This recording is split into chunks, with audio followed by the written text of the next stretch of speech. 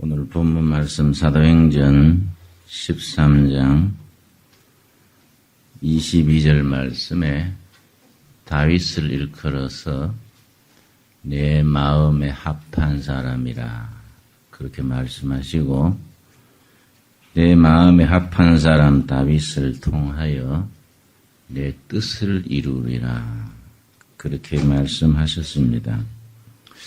그런데 우리가 생각해 봐야 될 것은, 다윗이 하나님의 마음에 합했던 사람, 하나님의 뜻을 이룬 사람이라고 해서 완벽한 사람이 아니었다는 점을 우리가 살필 수 있어야 합니다.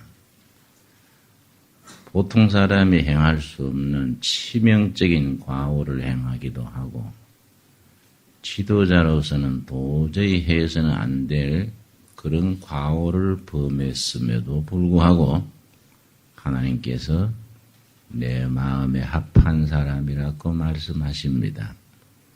그 이유가 뭐이냐? 그걸 우리가 살펴서 우리들도 살아가는 동안에 때로는 알게 모르게 과오를 범하고 넘어지기도 하고 좌절에 빠질 때도 있지만은, 다윗의 경우를 생각하고 극복할 수 있는 그런 영적인 분별이 있어야 하겠습니다. 그러면은 다윗이 하나님의 마음에 합했다는 것이 뭘 기준으로 하느냐?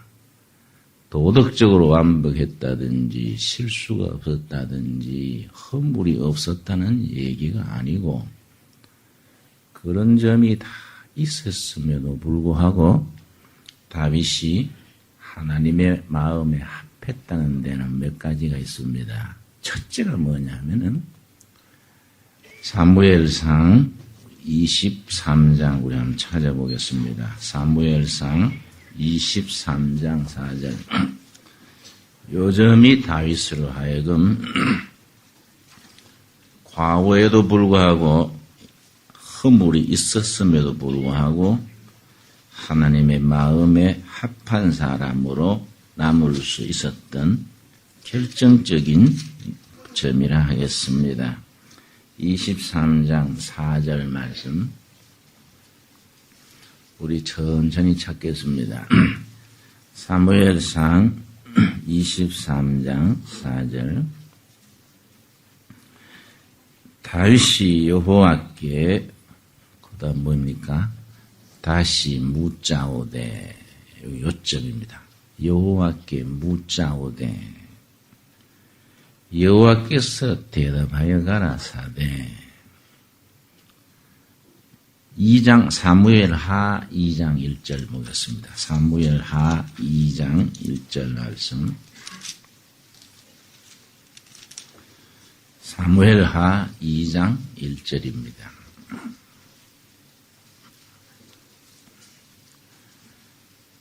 그 후에 다윗이 여호와께 뭐지요? 물어가로되, 결정적인 순간에 중요한 고비마다 다윗이 다른 사람하고 다른 점이 있었습니다. 하나님께 묻는 겁니다. 하나님께 물어서 그 영적 확신, 응답을 받고 움직입니다. 우리 2장 1절 한번 같이 읽겠습니다. 그 후에 다윗이 여호와께 물어가로되, 내가 유다 한 성으로 올라가리까? 여호와께서 가라사대 올라가라. 다윗이 가로되 어디로 가리까? 가라사대 헤브론으로 갈지어다. 다윗은 하나님 앞에 물었다는 말이 계속해서 나옵니다. 이게 다윗이 성공 비결입니다. 그런데 우리가 성경을 쭉 읽는 가운데, 읽고 또 읽고 되풀이 읽는 가운데 하나의 중요한 요점을 팍 찾게 됩니다. 다윗이 언제 실패했느냐? 다윗이 여호와께 물어가로되가 성경에서 사라지면서 다윗이 실패하는 겁니다. 사무엘상, 사무엘하가 다윗의 이야기인데 다윗이 여호와께 물어가로되 이게 계속 나올 때는 다윗은 승승장구했습니다. 온갖 역경과 말할 수 없는 시련을 정말 아슬아슬하게 넘어갑니다. 그런데 언제부터 다윗이 여호와께 물어가로되가 사무엘 하에서 사라졌느냐 하면은 안정이 되면서 적들도 격파하고 나라가 안정되고 편안해지면서 하나님께 안 물어도 잘 나가는 거예요. 안정이 되면서 또 무슨 쪽으로 신경을 썼느냐 하면은 사무엘하 5장 13절입니다. 5장 13절입니다.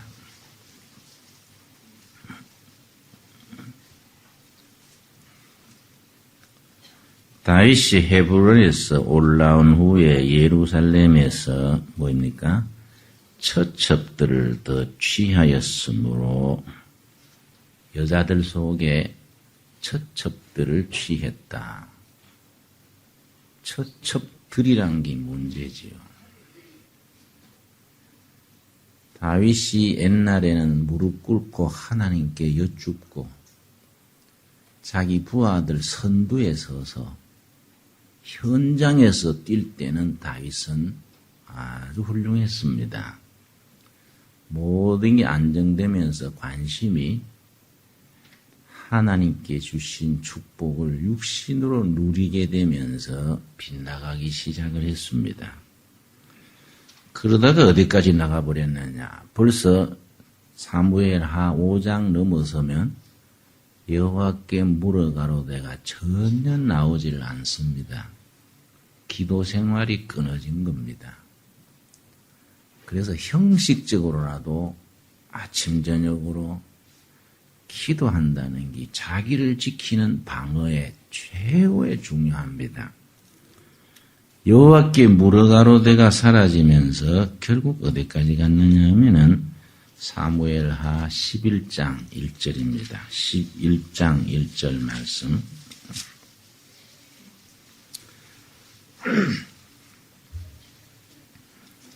해가 돌아와서 사무엘하 11장 1절 해가 돌아와서 왕들의 출전할 때가 되매 다윗이 요압과 그 신복과 온 이스라엘 군대를 보내니 저희가 암몬 자손을 멸하고 랍바를 에워쌌고 그 다음 뭐입니까? 다윗은 예루살렘에 그대로 있으니라. 이제 신수가 편안해진 겁니다. 전에는 진두지휘했는데 이제는 전선에 신하들 다 내보내고 자기는 예루살렘 왕국에 편안하게 있는데 편안하게 있어도 여호와께 물어가로되를 계속했으면 괜찮을 텐데 2절이 문제입니다. 2절. 저녁 때에 다윗이 그 침상에서 일어나 왕궁 지붕 위에서 거닐다가 높은 데로 올라간 겁니다. 여러분 높은 데로 올라가면 탈이 생겨요. 바닥에 있을 때는 건강해지는데 높은 데로 올라가면은 안 보일 게 보이는 겁니다. 왕궁 지붕 위에서 거닐다가 그곳에서 보니 내려다보는 거이지요. 한 여인이 목욕을 하는데 심히 아름다워 보이는지라. 요즘 말로 아주 몸짱이다 이 말이지. 끝내주는 여자가 목욕을 하는데 목욕해도 저 그림 좋다 하고 지나갔으면 되는데 3절 이제 거기서 한 발 더 나가는 겁니다. 왜 더 나가느냐? 여호와께 물어가로되가 사라졌디라. 관심이 다른 거이지요. 3절입니다. 다윗이 보내어 그 여인을 알아보게 하였더니 고하되 그는 엘리암의 딸이요 햇사람 우리아의 아내 밧세바가 아니니까 좀 데려와라. 그래서 자기 부하를 죽게 하고 자기가 아내로 데려왔지요, 여러분. 이게 다윗의 치명적인 과오입니다. 그런데 그러면 하나님께서 다윗을 버려야 되지요. 그런데 하나님께서 다윗을 그럼에도 불구하고 내 마음에 합한 사람이라고 최종적으로 평가하는 이유는 뭐이냐? 12장 13절입니다. 12장 1절 보겠습니다. 12장 1절. 사무엘하 12장 1절. 여호와께서 나단을 다윗에게 보내시니 나단은 다윗 선지자입니다. 선지자. 이스라엘 역사의 선지자의 역할이 아주 중요하지요. 예언자. 세계 문명을 지탱해온 세 가지 메인스트림 주류를 얘기합니다. 세계, 주로 서양 문명을 말하지요. 세계사를 유지해온 세 가지 흐름, 메인스트림 중에 첫째가 로마의 법과 질서입니다. 로마의 법과 질서. 둘째, 그리스, 히랍의 이성과 논리입니다. 이성과 논리. 셋째, 히브리 예언자들의 사회 정의, 소셜 자스티스. 여기 서양 문명의 3대 흐름입니다. 지금은 세계 문명의 흐름이 됐지요. 그 예언자들의 활동이 인류 문명 역사에 정말 엑기스 같은 보배인데 항상 왕 곁에는 왕의 실정, 부끄러운 걸 지적해주는 예언자가 있었습니다. 그게 다윗 시대는 나단이지요. 나단. 다윗 아들이 솔로몬이지요. 솔로몬의 비극이 뭐이냐? 여러분 성경을 잘 읽어야 됩니다. 지혜로운 왕 그러지요? 지혜로운 왕. 지혜로운 왕 솔로몬. 이러면은 그건 50점입니다. 50점. 오늘 유엔주일 학교 수준입니다. 유엔주일 학교 때는 지혜로운 왕 솔로몬을 배우지요. 솔로몬이 전반부입니다. 전반부. 전반부, 후반부는 어리석은 왕으로 전락합니다. 그건 또 왜 그러냐? 역시 처첩들 사이에서 여인들이 솔로몬을 변질시켰더라. 이럽니다. 나중에 강제노동, 지나친 세금, 호의호식 이러면서 서서히 어리석어져서 솔로몬이 죽자마자 남북이 분열됐습니다. 남북이 분열됐다가 북은 아시리아한테 멸망당하고 남은 바벨론한테 멸망당해서 완전히 나라를 거들낸 사람이 솔로몬입니다. 그런데 솔로몬 시대의 특징이 뭐냐? 완전히 나라가 부강해지고 풍부해지면서 솔로몬 시대는 예언자가 한 명도 없어요. 예언자가 사라진 시대는 도덕이 부패하고 국민의 혼이 병들고 나라가 망하는 그거의 기틀이 됩니다. 다윗이 건강을 회복할 수 있었던 것은 나단 같은 예언자가 곁에 있는 겁니다. 나단이 다윗한테 와가지고 뭐라는 거 하니 12장 1절 다시 읽습니다.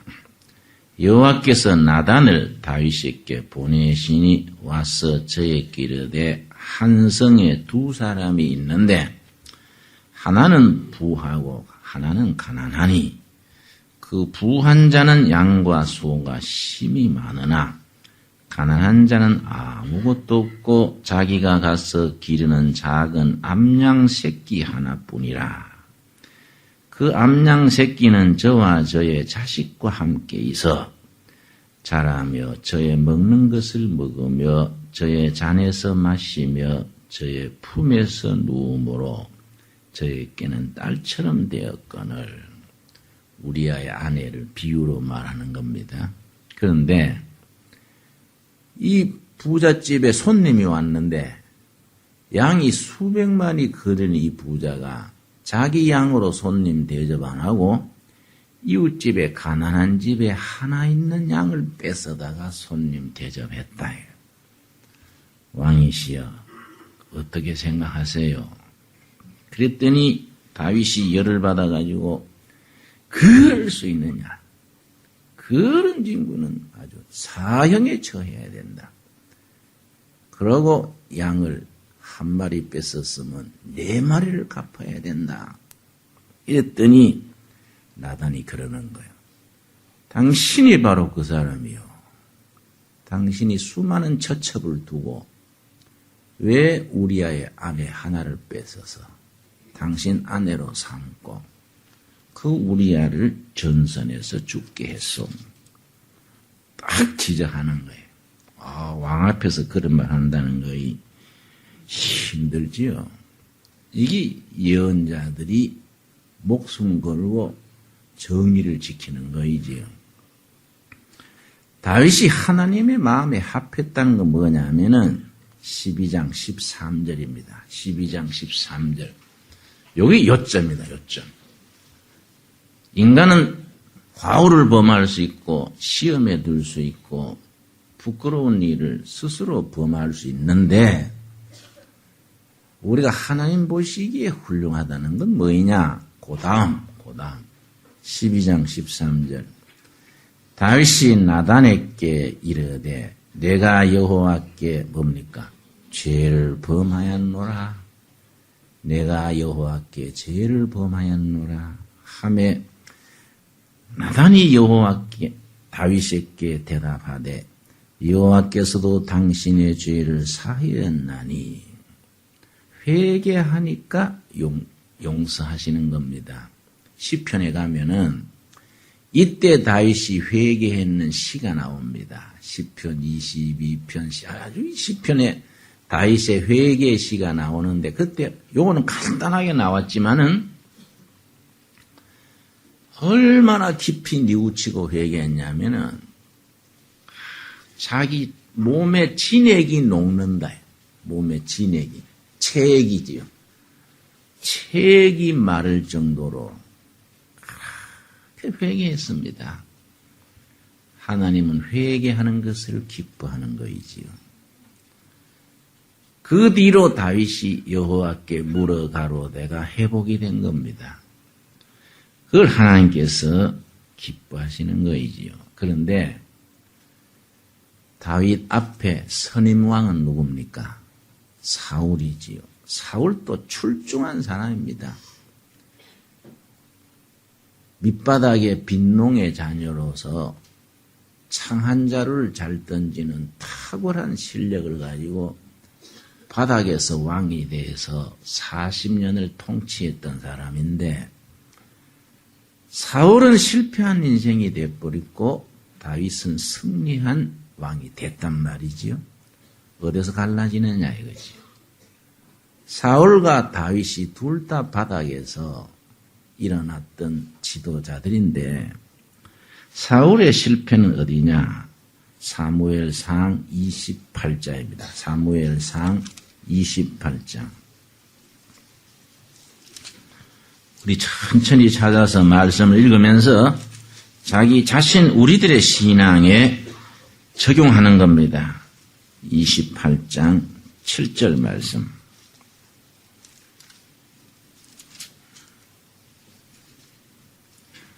(28장 1절을) 읽습니다. 그때에 블레셋 사람이 블레셋 지금 팔레스틴이 블레셋인 거 아시지요?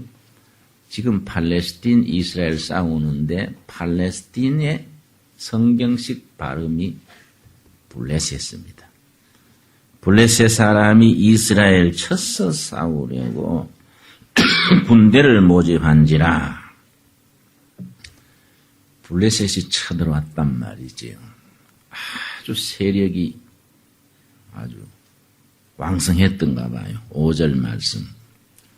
사울이 블레셋 사람의 군대를 보고 두려워서 그 마음이 크게 떨린지라. 겁을 먹은 거예요. 최고 지휘관이 겁먹어버리면 벌써 전쟁은 아주 참 어렵지요. 그런데 그때 사울이 치명적인 과오를 범합니다. 7절이죠. 7절. 사울이 그 신하들에게 이르되 나를 위하여 뭡니까? 신접한 여인 무당입니다. 무당. 신접한 여인. 쪽집게 무당을 찾아라 이 말입니다. 쪽집게 무당. 신접한 여인 무당을 찾아라. 내가 그리러 가서 그에게 물으리라. 다윗과는 반대지요. 다윗은 누구한테 물었습니까? 여호와께 물었지요. 사울은 누구한테 물었다고요? 무당한테 묻는 거예요. 신접한 여인에게 물으리라. 그 신하들이 그에게 이르되 보소서 엔돌에 신접한 여인이 있나이다. 예, 엔돌에 쪽집게 무당이 있다 그럽니다. 거기 가서 묻는 거예요.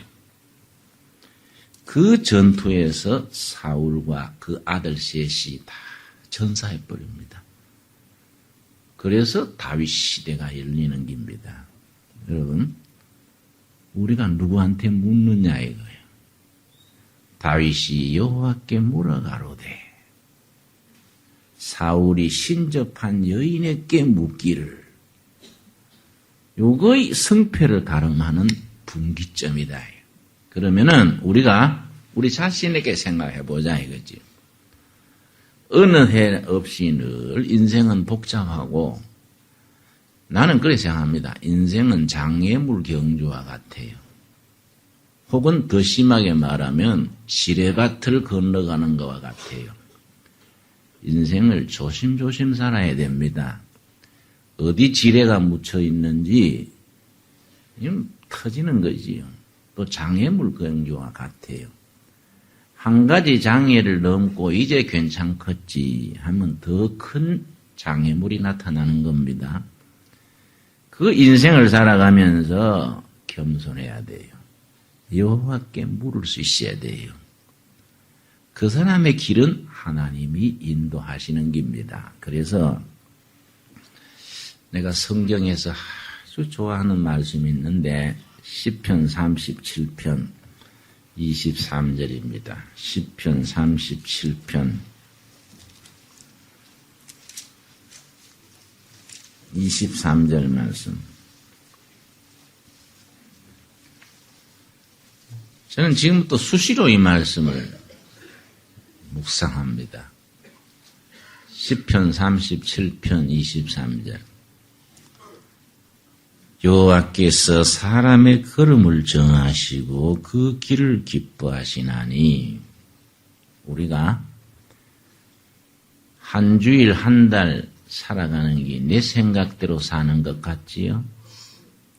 내가 판단하고 내가 결정해서 스케줄을 만들고 사는 것 같은데 지나놓고 보면 아니에요. 지난 뒤에 10년, 5년 돌아보면 내 생각대로 산 게 아니구나.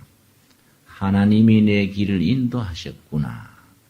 이걸 신앙 고백으로 깨닫게 된다 이 말이에요. 그런데 여호와께서 사람의 걸음을 정하시고 기뻐하신다. 그런데 24절이 문제인 겁니다.